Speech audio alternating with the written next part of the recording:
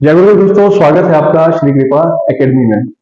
हमने जो सीरीज चलाई हुई थी हिमाचल प्रदेश की ज्योग्राफी की, आज रिवर सिस्टम का पार्ट 2 है।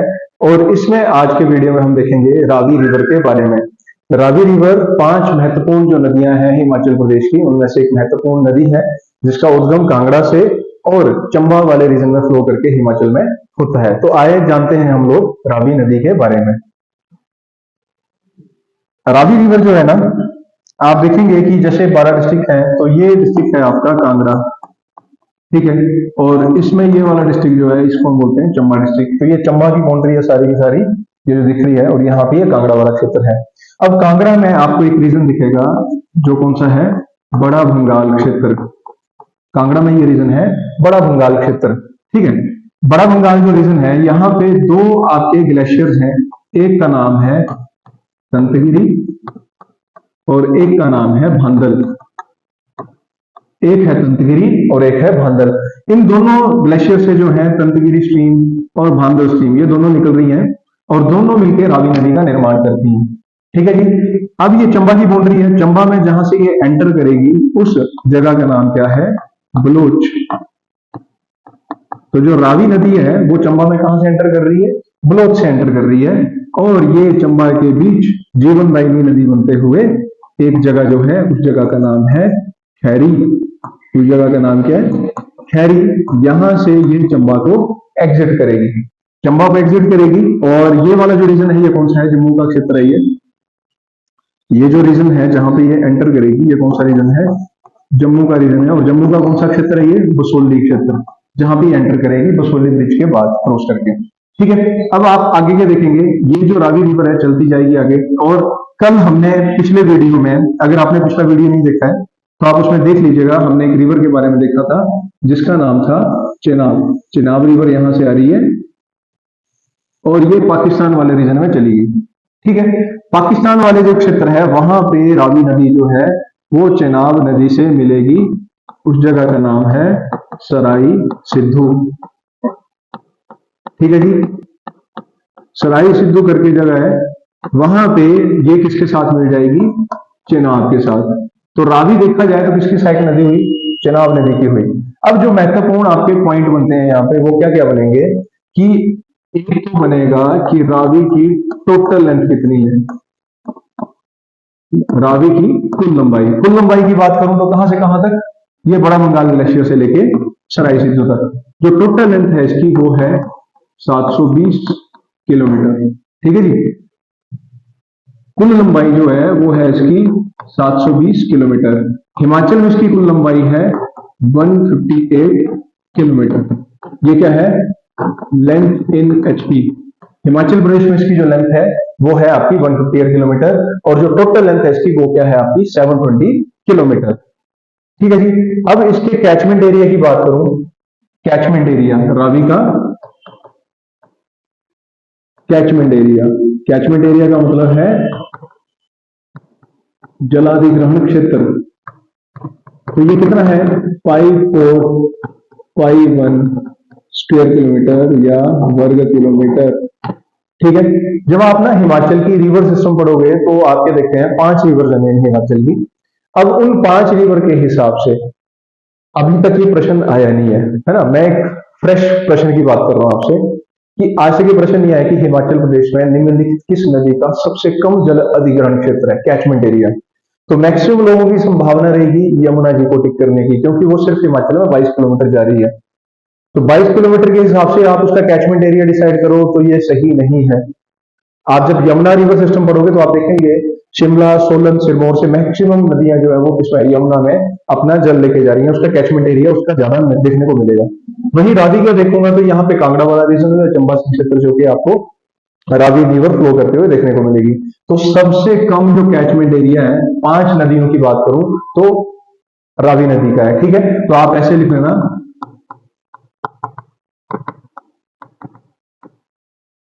स्मॉलेस्ट कैचमेंट एरिया, ठीक है। स्मॉलेस्ट कैचमेंट एरिया है आपका रावी रिवर का। जैसे अगर कैचमेंट एरिया रावी का देखा जाए ना, जैसे यमुना जी का जो है 10 पॉइंट समथिंग है, इसका जो कैचमेंट एरिया है वो लगभग हिमाचल का 9.9% एरिया है। 9.9 एरिया जो हिमाचल का है, जैसे ज्योग्राफी फुल ज्योग्राफी देखी जाए तो उसका 9.9% जो एरिया आता है कैचमेंट एरिया का, वो किसके अधीन आता है? रावी नदी के बारे में आता है। ठीक है, ये प्रश्न हो गया। अब अगली बात करें हम लोग किसकी? इंपोर्टेंट सेटलमेंट की। सेटलमेंट वही है जो मुख्य उपनिवेश है जो रावी नदी के आसपास आपको देखने को मिलेंगे। तो सबसे इंपॉर्टेंट जो सेटलमेंट आएगी सबसे पहले, वो आएगी चंबा का एक ही स्थान जिसे हम क्या बोलते हैं? होड़ी। ठीक है जी। आगे एक इंपॉर्टेंट सेटलमेंट और देखोगे, उस जगह का नाम क्या है? खड़ामुख। खड़ामुख। आगे एक और जगह देखोगे, उस जगह का नाम है सरोल, जहां पे शीप ब्रीडिंग फार्म भी है। ठीक है, आगे महत्वपूर्ण स्थान आपका चंबा आ गया, भले ही माता टेम्पल वगैरह ये रीजन आ गया। ठीक है, और एक इंपॉर्टेंट जो क्वेश्चन आता है आपका, यहाँ पे एक जो रीजन आया वो कौन सा है? बसोली। बसोली जो क्षेत्र है ना यार, ये इंपॉर्टेंट है एचपी के लिए भी। क्यों इंपॉर्टेंट है? क्योंकि वर्तमान में तो ये जम्मू कश्मीर में आता है आपका रीजन, बसोली वाला क्षेत्र जो है, लेकिन हिमाचल का एक क्वेश्चन आता है कि which was the oldest school of painting in HP, कि हिमाचल का सबसे पुराना पेंटिंग का स्कूल या कौन सी सबसे पुरानी कलम थी? तो हम उसकी बात करते हैं, किसकी? बसोली की बात करते हैं।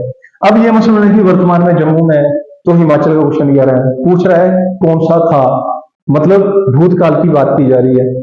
तो जैसा जिस काल में क्वेश्चन पूछा जाता है उसी काल का आंसर देना चाहिए आपको। ठीक है जी। तो मैक्सिमम टाइम बसोली जो रीजन था वो चंबा की टेरिटरी में रहता था, तो इसको कंसीडर किया जाता था एंशियंट टाइम में चंबा का ही पार्ट। आप देखेंगे आगे जब चंबा की हिस्ट्री पढ़ेंगे तो कई सारे राजा जो है यहाँ पे आपको बसोली क्षेत्र के लिए लड़ते हुए देखने को मिलेंगे।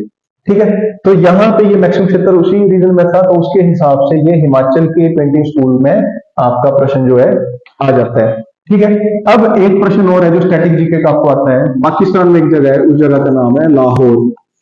ठीक है, तो लाहौर जो जगह है ये भी आपका रावी के तट पे स्थित है। तो आपने याद रख लेना है कौन सी? खड़ामुख, सरोल, चंबा, होड़ी, बसोली, लाहौर इत्यादि जो महत्वपूर्ण स्थान है आपके कहाँ पे देखने को मिलेंगे?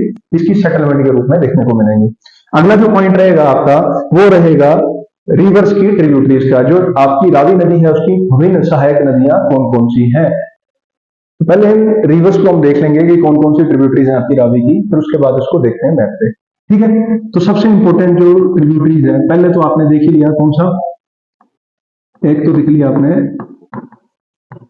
तंतगिरी, एक जो रिवर देखी आपने वो देखी तंतगिरी। दूसरी है भांगल। ठीक है, तीसरा है आपका बुधिल नाला। तीसरा है बुधिल नाला। चौथा है आपका स्यूल। पांचवी है बैरा। एक है साल। एक है साहो। एक है छिरछिंद नाला। एक है छिरछिंद नाला। एक है बेलजेड़ी।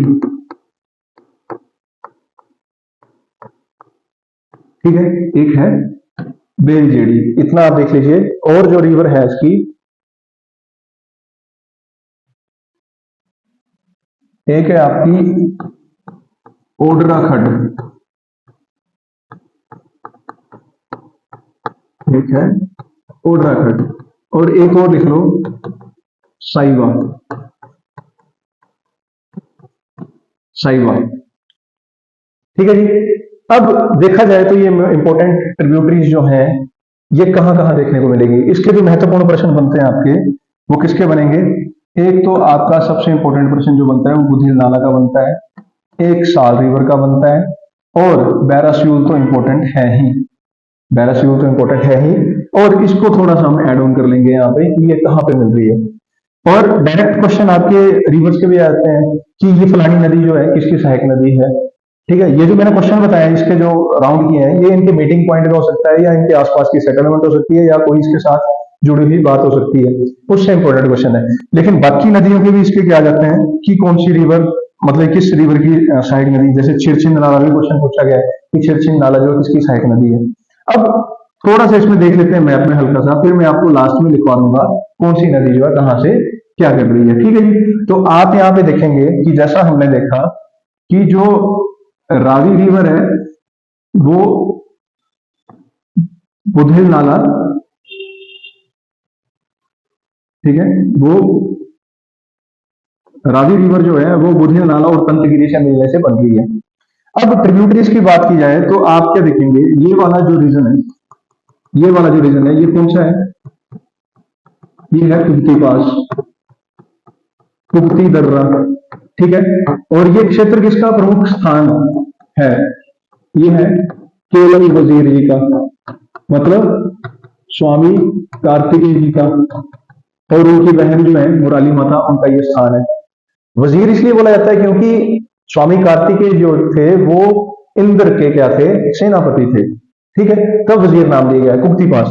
अब कुक्ति पास से एक रिवर आपकी राइज कर रही है जिसका नाम है बुधेल नाला, यहां से एक रिवर राइज कर रही है, उसका नाम क्या है, बुधेल नाला। कौन सा है ये है बुधेल नाला। अब ये चलेगा चलेगा और यहां पे रावी के साथ मिल जाएगा, और इनके संगम को नाम दिया गया है खड़ामुख, खड़ामुख, ठीक है। जो पुरानी बुक्स थी कई जगह वहां पे एक गांव का नाम भी लिखा गया था, इस गांव का नाम था उलास, ठीक है। उलास गांव में बुधेल नाला रावी से मिल रहा है और उसके संगम को नाम दिया खड़ामुख, ठीक है जी। अगली रिवर की बात करूं तो अगली रिवर, ये वाला जो क्षेत्र है ये कौन सी जोत है, ये है पदरी जोत, और यहीं पे एक पास है उसका नाम क्या है, साच पास, ठीक है। पदरी जोत से एक रिवर आ रही है जिसका नाम क्या है, स्यूल, यहां से एक रिवर आ रही है जिसका नाम क्या है, स्यूल, और साच वाले रीजन से एक रिवर आ रही है जिसका नाम क्या है, बैरा। बैरा और स्यूल दोनों मिलकर बैरा स्यूल बनाएंगी या मुख्य स्यूल रिवर बनाएंगी। और यहां पे आपको क्या दिखेगा, यहां पे आपको दिखेगा एक लेक, रावी रिवर पे बनी हुई है एक लेक, आर्टिफिशियल लेक है जो भांदल घाटी में आपको स्थित है, ठीक है।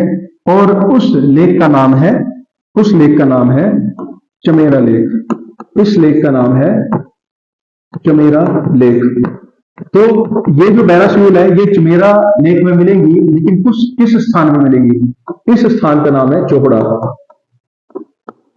इस स्थान का नाम क्या है, चोहड़ा। इसको लास्ट तक याद रखना, अभी इससे मिलते जुलते वर्ड भी हम लास्ट में देखेंगे, ठीक है। तो हमने क्या देखा, जो बैरास्यूल है वो बेसिकली चमेरा लेक में मिल रही है, चोहड़ा गांव के समीप चमेरा झील में, ठीक है। और चमेरा झील जो है कौन सी घाटी में स्थित है, भांदल घाटी में स्थित है। एक चीज और आप यहाँ पे ध्यान दीजिएगा कि जो चंबा टाउन है, चंबा टाउन जो है बेसिकली जो चंबा टाउन है ये दो नदियों के संगम पे स्थित है। एक नदी कौन सी है, साल, और दूसरी है रावी।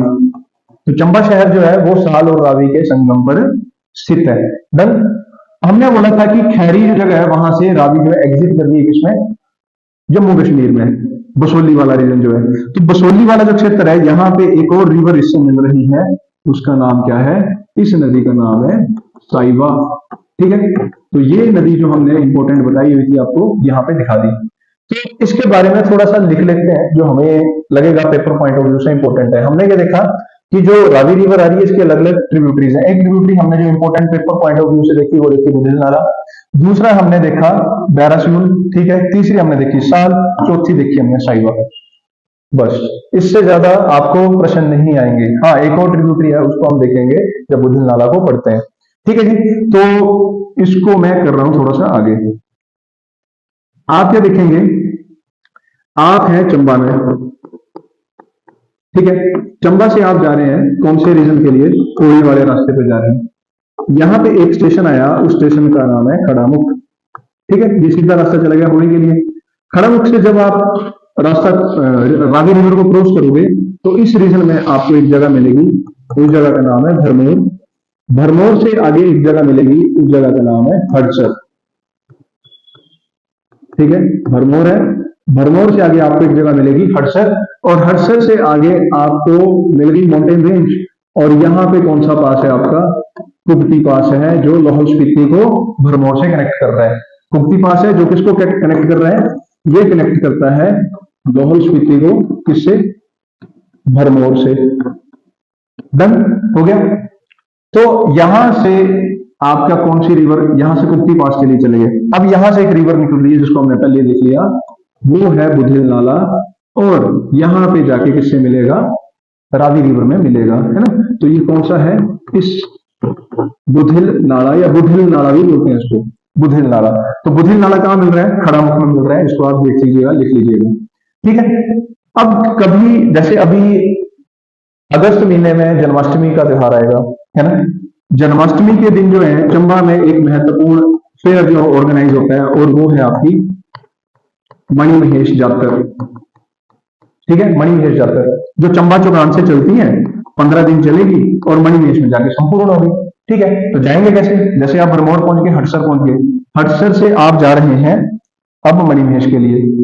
तो यहां से आपका बाइफिकेशन है, चले चले चले और आप पहुंच गए भोले बाबा जी के स्थान पे, डल झील के पास, और इस स्थान का नाम है मणिमहेश, ठीक है। मणिमहेश की जो ऊंचाई है वो है 5560 मीटर, और जो आपको यहाँ पे डल लेक दिखती है, जो डल झील है, ठीक है, इसकी जो ऊंचाई है वो है 40-80 मीटर, ठीक है। 40-80 मीटर के आसपास ये आपको देखने को मिलेगी, ठीक है। अब जब आप इस ट्रैक पे जाओगे ना, तो आपको इस रास्ते में एक साथ में बहती हुई रिवर देखने को मिलेगी, जो आपके साथ ही चली हुई है यहां से, और वो हटसर में किसके साथ मिल रही है, बुधिल नाला के साथ मिल रही है, ठीक है। मैक्सिमम बुक्स में इस रिवर को बोला गया है मणिमहेश नाला। वीडियोस भी देखेंगे कई, है ना, वहां पे लिखा है मणिमहेश नाला, लेकिन एक्चुअल में इस रिवर का नाम क्या है, भुजला रिवर।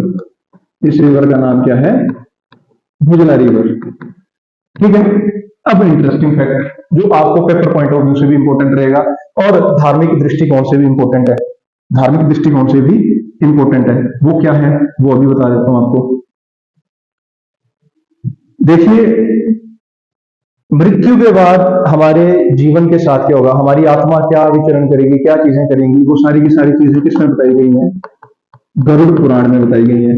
और जब गरुड़ पुराण सुनाया जाता है ना, तो उसके बाद आत्मा के दो रास्ते बताए गए हैं, एक टफेस्ट रास्ता बताया गया है और एक बताया गया है इजी रास्ता, और उन दोनों रास्तों में एक एक खड्ड या नदी मिलती है, ठीक है। रास्ते में नदियां मिलेंगी उसको, और उन नदियों में देखा जाएगा तो दो रिवर्स यहाँ पे आती हैं, एक आती है आपकी भुजला और एक आती है वैतरणी, ठीक है। पुराण सोचो कब के लिखे गए हैं, गुप्तास के द्वारा, टाइम तो द्वारा रिकम्पाइल किए गए थे। तो भुजला वाला जो रास्ता बताया जाता है, ये शॉर्ट बताया जाता है रास्ता, और ये वाला जो है लॉन्ग रास्ता बताया गया है। पुराणों में वर्णित है कि जो लॉन्ग रास्ते से जा रहा है, मतलब वहां पे लिखा गया है, उसको मगरमच्छों की तैरती हुई झील से जाना पड़ेगा। तो वर्तमान में भी आप देखोगे वैतरणी नदी कहां पे है, ये है उड़ीसा में, और वहां पे एक्चुअल में क्रोकोडाइल है, ठीक है, तैरते हुए मगरमच्छों वाली झील। और वहां पे एक वाइल्ड लाइफ सेंचुरी जिसका नाम क्या है, Bhitarkanika, Bhitarkanika wild life sanctuary आपको देखने को मिलेगी। तो वो रास्ता पहले से बताया हुआ है, चलो छोड़ो इसको, कोई टेंशन नहीं है। हमने भुजला रिवर को देख लिया कि कहां पे, गरुड़ पुराण में इसका वर्णन है। अब जब कभी आप इस यात्रा में जाओगे तो यहाँ पे एक बीच में एक स्टेशन आता है जिसका नाम है धनछो, ठीक है जी। उस स्टेशन का नाम क्या है, धनछो। और धनछो देखा जाए तो पुराने क्वेश्चन में आपका इंपोर्टेंट पेपर का क्वेश्चन भी है कि धनछो वाटरफॉल कहां पे है, ठीक है। धनछो वाटरफॉल कहां पे हो गया, चंबा में हो गया, और कौन सी रिवर पे है, भुजला रिवर पे है, ये ध्यान रखना। अब जब कभी इस यात्रा पे जाओगे आप, तो वहां पे बोला जाता है कि धनछो वाटरफॉल के छींटे लेने हैं, आगे नहीं जाना है, ग्रेविटी पुल बड़ा ज्यादा उसका, छींटे लेने। अब छींटे लेने की कहानी क्यों बताई गई है, देखो भरमौर जो जगह है ये किसकी है, चित्रगुप्त और यमराज जी की भूमि, जहां पे हम बोलते हैं कि मरने के बाद सभी को यहाँ पे जाना पड़ेगा, लेखा जोखे का हिसाब देना पड़ेगा। तो बोले जाते हैं कि जब मृत्यु का समय आता है तो व्यक्ति को उसके कर्मों के हिसाब से क्या है, तरह तरह के यमदूत लेने आते हैं। यूट्यूब पे भरो पड़े हैं वीडियोस आपको कि डेथ के टाइम जो है मनुष्य के फेस कैसा है, एक्सप्रेशन कैसा है, कैसे वो डर रहा है या हंस रहा है, जो भी है।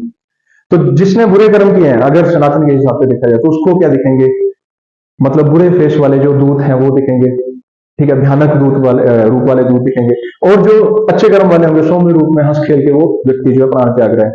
तो बोला जाता है कि जो व्यक्ति जीवन काल में कभी भी एक बार कर लो चाहे धनछो के छींटे ले लेता है, तो मृत्यु के समय जो यम के दूतों की त्रास है, मतलब यमराज के दूतों का जो भय है, उससे वो मुक्त हो जाएगा। ठीक है, पेपर पॉइंट ऑफ व्यू से याद रखना, धनछो वाटरफॉल कहाँ पे है? चंबा में। कौन सी रिवर पे? भुजला रिवर पे। अब मणिमहेश नाला मत करना, उसका एक्चुअल नाम मैंने आपको बता दिया है। एक चीज और, जब धनछो से आप मणिमहेश के लिए जा रहे हैं, जब धनछो से आप क्या कर रहे हैं, मणिमहेश की तरफ जा रहे हैं, तो वहां पे दो रास्ते हैं। अब यहां भी एलाइड का एक प्रश्न आया हुआ था, ठीक है, यहां भी एक एलाइड का प्रश्न आया, समझ लो ये धनछो है, तो यहां से दो रास्ते हो जाएंगे। एक रास्ता जो है बेसिकली ऐसे घूम के जा रहा है, और एक जो है ऐसे जा रहा है। ये वाली जो रास्ता है, इस घाटी का नाम है भैरव घाटी। ठीक है, इस घाटी का नाम क्या है? भैरव घाटी। और जो पेपर में प्रश्न आया था वो इस घाटी का आया था। इस घाटी का नाम क्या है? मंकी वैली, या फिर हिंदी में इसको बोलते हैं बंदर घाटी। पेपर में जो क्वेश्चन आया हुआ था ना, वो मंकी वैली पूछा गया था कि in which district Monkey Valley is situated. Simple सा प्रश्न था, बंदर घाटी बोल देते तो वहां पे सीधा ही चंबा टिक हो जाता। ठीक है, तो आप खुद ही देख लीजिए, हमने एक बार ट्रेवल करके सारी चीज को ही समझ लिया। तो यहाँ पे इंपॉर्टेंट क्या है? बुधिल नाला की ट्रिब्यूटरी है आपकी भुजला रिवर, और बुधिल नाला किसकी ट्रिब्यूटरी है? रावी की। ठीक है जी, ये हो गया। अब अगली रिवर की एक और की बात कर देते हैं हम लोग। हमने क्या देखा? पदरी जोत, और दूसरा देखा हमने साच पास। ठीक है, यहां से निकल रही है आपकी स्यूल रिवर, यहां से आ रही है आपकी बैरा, दोनों मिला के बैरा स्यूल जो है रावी में मिलेंगी। कहां पे? चोहड़ा में। ठीक है, और हमने क्या बोला? ये जो झील है यहाँ पे वो कौन सी है? चमेरा लेक। चमेरा लेक। अब यहां से प्रश्न बनता है, नेक्स्ट हम करेंगे आगे, लेकिन अभी इसके साथ जो प्रश्न आ रहा है उसको समझ लो। चमेरा लेक जो है ये चंबा की भांदल वैली में है, चंबा की भांदल घाटी में स्थित है। और इस घाटी में कल्चरल पॉइंट ऑफ व्यू से एक और इंपॉर्टेंट मंदिर है, जिसका नाम क्या है? माता भलोई देवी मंदिर, माता भलोई देवी टेम्पल। ठीक है, भलोई माता जी का मंदिर है यहाँ पे, भलोई माता जी का मंदिर है। और इन माता के बारे में क्या यहाँ पे लोगों के मतलब वहां पे जनश्रुति है, बोलते हैं कि अगर आप यहाँ पे आए हैं और मन्नत मांग रहे हैं आप लोग, और माता की मूर्ति को आए पसीना, तो होगी मन्नत पूरी। ये वहां के लोगों का मानना है। ठीक है, कि अगर आप भले माता के मंदिर में जा रहे हैं तो वहां पे माता की मूर्ति को पसीना आ जाता है, तो वहां पे मन्नत पूरी होगी। ठीक है, अगली रिवर की हम बात करेंगे। ये रावी रिवर है, यहां पे एक रिवर आ रही है जिसका नाम है साल, और इसके संगम पे स्थित है आपका चंबा टाउन। ठीक है, अब प्रश्न क्या बनता है आपका कि चंबा शहर जो है किन दो नदियों के संगम पे स्थित है? तो वो साल और रावी। मेन प्रश्न पता क्या है? मेन प्रश्न है कि चंबा शहर की स्थापना किसने की थी, या ये किसकी राजधानी थी? बात करते हैं, अगर हम चंबा डायनेस्टी की बात करते हैं, तो मारू जो थे वो क्या थे? चंबा के फाउंडर थे। चंबा नहीं बोल सकता मैं यहाँ पे, कौन सी रियासत? ब्रह्मपुरा, भरमौर का पुराना नाम। ठीक है, ब्रह्मपुरा रियासत के फाउंडर। इनके आगे जाके जो है एक 20वें राजा हुए जिनका नाम था राजा साहिल वर्मन। राजा साहिल वर्मन ने, जब बड़ी लंबी स्टोरी है ये, अभी थोड़ा सूक्ष्म में बता रहा हूं आपको। तो योगी चरपतनाथ थे 84 सिद्धों में से एक, उनसे उनके आशीर्वाद से इनको 10 पुत्र और एक पुत्री की प्राप्ति हुई। बाद में अपनी बेटी पे शक किया। ठीक है, और वो क्या मानी जाती है? माता चामुंडा का अवतार मानी जाती है, चमेश्वरी माता जी। ठीक है जी, तो योगी चरपतनाथ ने कहा कि तूने भाई अपने बेटे के लिए गलत विचार रख ली, ये तो स्वयं दुर्गा का रूप थी, अब तेरा इस क्षेत्र में रहना सही नहीं है। साथ ही साथ जो भरमौर वाला रीजन था, यहाँ पे बड़े सारे इन्वेजन हो रहे थे। जैसे इससे पुराने राजाओं की बात की जाए तो किर जनजाति ने राजनाथ वाले रीजन से अटैक किया था, वहां से लाहौर से अटैक हो रहे थे, कुल्लू से अटैक हो रहे हैं, चंबा से, आपके जम्मू कश्मीर से अटैक हो रहे हैं। तो उन्होंने बोला कि अगर अपने आप को सिक्योर करना चाहता है तो दो नदियों का संगम जहां पे हो रहा है वहां पे अपने राज्य की स्थापना कर। तो साहिल वर्मन ने क्या किया था? 930 ईस्वी में, याद रखना इसको, 930 एडी में जो है चंपक या फिर आपके चंबा शहर की स्थापना की। और ये जो नाम है साहिल वर्मन की बेटी के नाम के बाद है। और जो साहिल वर्मन की बेटी थी उनका नाम क्या था? चंपावती, या फिर इन्हें स्थानीय लोग जो हैं चमेशनी देवी के नाम से भी जानते हैं, और इनका मंदिर भी कहाँ पे है? मेन चंबा में। ठीक है जी, तो आपने इस चीज को ध्यान में रखना है। बाकी मेन यही है आपका रिवर सिस्टम में चंबा में, ज्यादा इसमें कुछ रहेगा नहीं, है ना। एक हमने इंपॉर्टेंट सेटलमेंट देखी थी कहाँ पे? चंबा में सरोल। तो सरोल में क्या है आपका? सरोल में आपका शीप ब्रीडिंग सेंटर, ठीक है। और एक और है यहाँ पे बी कीपिंग फार्म भी है, ठीक है जी, जिसको मौन केंद्र भी बोलते हैं। मधुमक्खी, या पेपर में प्रश्न आता है ये, ठीक है। मधुमक्खी नहीं लिखा होगा वहां पे, क्या लिखा होगा? प्रदेश मौन केंद्र कहाँ पे है, ऐसा लिखा होगा हिंदी में। तो बी कीपिंग फार्म भी कहाँ पे आपका? सरोल में। एक आपका शीप ब्रीडिंग फार्म भी है यहाँ पे, ठीक है जी। बाकी जो और भी सेटलमेंट्स हैं चंबा की, वो हम देखेंगे किसी और वीडियो में, जब हम डिस्ट्रिक्ट प्रोफाइल के बारे में देखेंगे। यहाँ पे हमने लगभग सारे जो रिवर्स इंपोर्टेंट है पेपर पॉइंट ऑफ व्यू से हमने कवर कर लिए हैं। अगर किसी को डाउट है तो वो हमें कमेंट में पक्का अपना क्वेश्चन जो है भेज सकते हैं। रिवर सिस्टम के बाद जो है आप किस टॉपिक पे हिमाचल के वीडियो चाहते हैं वो भी हमें बता दीजिएगा। जुड़े रहिए। जय गुरुदेव।